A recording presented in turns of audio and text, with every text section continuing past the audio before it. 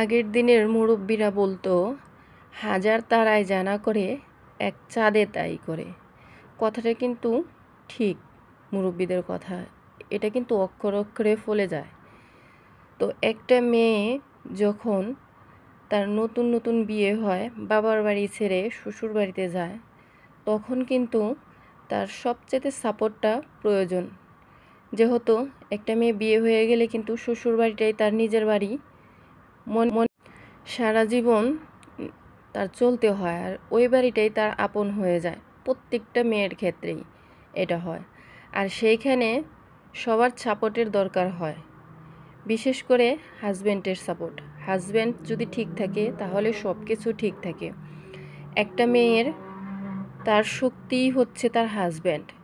তার শ্বশুরবাড়িতে সবাই যদি তার সাথে খারাপ ব্যবহার করে, সেটা কিন্তু কিছুই মনে হয় না। যদি তার হাজব্যান্ড যদি তার সাথে খারাপ ব্যবহার করে, তাহলে কিন্তু অনেক কিছু। কারণ একটা মেয়ে কিন্তু তার হাজব্যান্ডের উপরেই ডিপেন্ড করে তার শ্বশুর বাড়িতে থাকে। আর সেই হাজব্যান্ডটা যদি তাকে অবহেলা করে, তাহলে কিন্তু তার আর পৃথিবীতে কিছুই থাকে না। অনেক অনেক মেয়েরা আছে শ্বশুরবাড়িতে অত্যাচারিত হয়।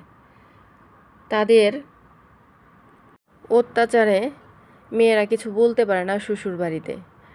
আর যারা পারে তাদের হাজব্যান্ডের সাপোর্টের দরকার থাকে। কিছু কিছু মেয়েরা আছে হাজব্যান্ডের সাপোর্ট পায় না, অথচ দিনের পর দিন শ্বশুরবাড়িতে অত্যাচারিত হয়ে শ্বশুরবাড়িতেই থাকতে হয়। কেননা তাদের মা বাবা শিখিয়েছে শ্বশুরবাড়ি মেয়েটার সব কিছু। এর জন্য সে সব কিছু মেনে নিয়েই শ্বশুরবাড়িতে থাকে। কিন্তু এ যুগে কি তাই হয়? হয় না। শ্বশুরবাড়িতে সবচেয়ে তার সাপোর্টটা হাজব্যান্ডের দরকার। তো প্রত্যেকের হাজব্যান্ডকে বলছি যে আপনারা আপনার স্ত্রীকে সাপোর্ট করবেন, ভালো কিছু সাপোর্ট করবেন। তার অন্যায় আবদারগুলো মেনে নেবেন না। আর তার সাপোর্ট, আপনার সাপোর্টটা তার বিশেষ প্রয়োজন।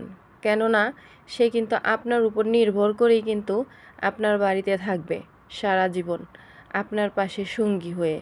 তো আপনার সাপোর্টটা যদি তার পাশে থাকে, তাহলে কিন্তু সে এগিয়ে যেতে পারবে। তাকে যে যতই অত্যাচার করুক না কেন, হাজব্যান্ডের সাপোর্টটা তার অত্যন্ত জরুরি প্রত্যেকটা মেয়ের ক্ষেত্রেই। আর একটা মেয়ে তার হাজব্যান্ডের জন্যই কিন্তু শ্বশুরবাড়িতে টিকে থাকে, সংসার করে।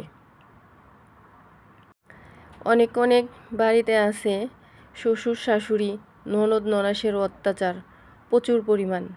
এ যুগে কিন্তু এইগুলাই হয়, যার কারণে মেয়েরা আলাদা হয়ে যায়, একসাথে থাকতে পারে না তার স্বামীকে নিয়ে।